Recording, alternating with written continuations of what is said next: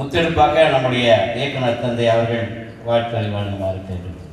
Thomas கபாண்டபினுடைய இந்த 136வது ஆண்டு பிறந்த நாள் நினைவு மலர் வெளியீட்டு சிறப்பு இந்த கூட்டத்தில் நாம் அதிக பேர் இல்லாவிட்டாலும் கூட இது ஒரு சிறப்பான கூட்டமாக அமைந்திருக்கிறது. மேடை வந்திருக்கக்கூடிய அன்பான பொறுத்தவரைக்குரிய அருள்தந்தையர்களே, அன்பு ஆசிரியர் பெருமக்களை, இனிமாய் சிறப்பாக இங்கே கவனித்துக் கொள்ளக்கூடிய ஆசிரியர்களே, மற்றவர்களே எல்லோருக்கும் இனிய மாலை வணக்கத்தை நான் சொல்லிக் கொள்கிறேன்.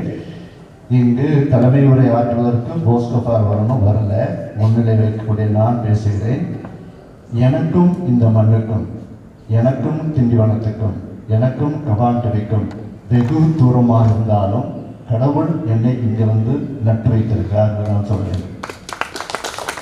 என்னை பொறுத்தவரை இங்கு வந்த பிற்பாடுதான், திண்டிவனத்திற்கு 2022 வந்த பிற்பாடுதான் இவருடைய அருமை, பெருமை, உயர்வு, அத்துணை முன்னெடுப்புகள், எத்தனையோ ஆண்டுகளுக்கு முன்னால் அவர் செய்த அந்த மேலான காரியங்களை எல்லாம் நினைத்து பார்க்கிற போது ஆச்சரியமாக இருக்கிறார்.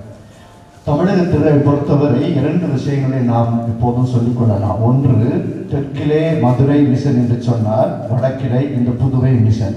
இந்த 2 மிஷன் தான்.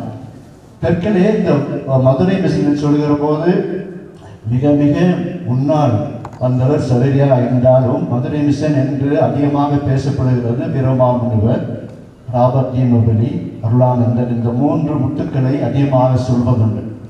இவர்களிலே வீரமாமுனிவர் பற்றி நன்றாக தெரியும். வேதியர் ஒழுக்கம் என்று வேதியரை பற்றி அறிமுகப்படுத்தியவர் அவர்தான் என்று நமக்கு தெரியும். அவர்களோடு வேதியர் பலரும் சென்றிருக்கிறார்கள். இவர் மதுரையிலே சங்கத்தமிழை வளர்ப்பதற்கு வளர்த்தெடுப்பதற்கு உதவி செய்தார் என்றால், இந்த புதுவை மிஷனை பொறுத்தவரை நாம் பார்க்கிறோம் 3 முத்துக்களை பார்க்கிறோம். கபாண்டவி, நம்முடைய பெக்கர் மற்றுமாய் இந்த அந்தரை கரோ, இந்த 3 பேரிலே முதலாக இருக்கின்றவர் கபாண்டவி என்று பார்க்கிறோம்.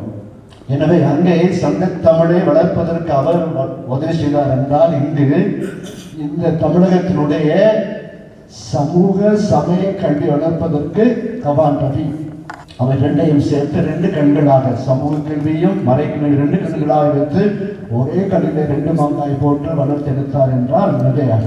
அப்படிப்பட்ட மேலான பணியை கபாண்டவி செய்திருக்கிறார். எனவே இந்த நாளிலே இவரை பற்றி இங்கே இவ்வளவே பேசியிருக்கிறார்கள். நான் பேசுவதற்கு எனக்கு அதிகமாக அனுபவமற்றவன் இருப்பினும் கூட இங்கு நான் கற்றுக்கொண்டேன். பட்டறிவு, படிப்பறிவு 2ஐயும் இங்குதான் என்னால் பெற முடிந்தது. அவரை பற்றி ஏராளமான விஷயங்கள் சொல்லிக் கொண்டு போகலாம். 2 விஷயம் மட்டும் சொல்லிக்க விரும்புகிறேன். நம்முடைய முன்னாள் ஜனாதிபதி அப்துல் கலாம் சொல்லுவார், ஒவ்வொரு மனுஷனும் இந்த உலகத்தில் பிறக்கிற போது அவன் ஒவ்வொருவருக்கும் வரலாற்றின் பக்கங்களிலே ஒரு பக்கம் கொடுக்கப்பட்டிருக்கிறது என்று சொல்லுவார். அந்த பக்கத்தை வாசிக்க வைப்பதற்கு, இந்த உலகம், இந்த மண் வாசிக்க வைப்பதற்கு அவன் முயற்சி எடுக்க வேண்டும் என்று. அப்படி இந்த கபாண்டவி அவர்கள் தன்னுடைய இந்த வரலாற்று பக்கத்தை ஒரு பக்கம் அல்ல 100 பக்கங்களை அவர் எழுதி வைத்து நம்மை எல்லாம் வாசிக்க வைத்திருக்கிறார், இன்னும் வாசிக்க வைப்பார் என்பதுதான் இந்த சான்றாக இருக்கிறார். இரண்டாவதாக அன்னை தெரசா சொல்லுவார்கள், if you want to change the society, go to the root of the soil and the family and the society என்று சொல்லுவார்கள்.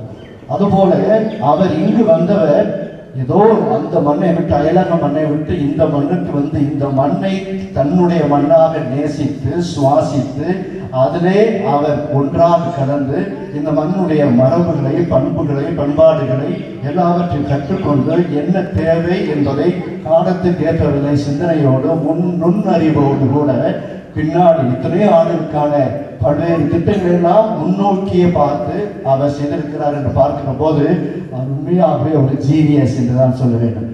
அப்படிப்பட்ட அருமையான இந்த கபாண்டவியுடைய இந்த நாளிலே பிறப்பு விழாவிலே அவருக்கு எப்படியாவது நாம் இந்த இறையடியார், அருளாளர், புனித நிலைக்கு உயர்த்துவதற்கான முயற்சிகளை மேற்கொள்ள வேண்டும் என்பதற்காகவே தனியை முழுமையாக அர்ப்பணித்துக் கொண்ட ஆசிரியர் பெலிக்ஸ் அவருடைய அத்தனை முன்னெடுப்புகள் இத்தனையோ முறை படையெடுத்து வந்து எங்கள் முப்படை நிலையத்துக்கு வந்து பல்வேறு தரவுகளை எல்லாம் சேகரித்து இவருக்கு வேண்டிய எல்லா விதமான ஆவணங்களை செய்து கொடுக்கின்றார். அவருக்கு பாராட்டுகளை தெரிவித்துக் கொள்கிறேன்.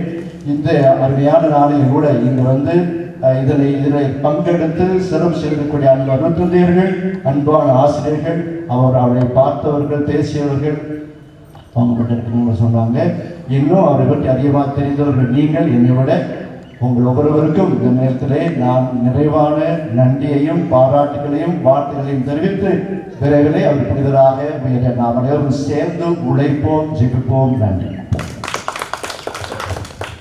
நான் டிஎன்பிசி போகும்போது தான் சொல்லுவார், கேட்டகிஸ்ட் ஏன்பா டபிஸ்தான் வேறு அவர் உள்ளத்தில் இருக்கிறாரு அவர் அப்படின்னு சொல்லுவார். ஸோ அதெல்லாம் எனக்கு ஒரு உந்துதலாக இருந்தது என்று நன்றி கூறி இறுதி கட்டமாக நம்முடைய தந்தையினுடைய மலர் 136 ஆண்டினுடைய அவருடைய செய்திகள் பற்றிய ஒரு தொகுப்பாக கிராமந்தோறும் மக்களுக்கு புரிந்து கொள்கின்ற அளவில் ஒரு சில தலைப்புகள் 12 தலைப்புகள் என்ற தலைப்பில் அதை 12 தலைப்பில் உள் தலைப்பு என்ற விதத்தில் வெளியிடுகின்றோம். தந்தை அவர்கள் நம்முடைய இயக்குனர் தந்தை வெளியிட நம்முடைய கஸ்பார் ஆசிரியர் அவர்கள் பெற்றுக் கொள்கிறார்.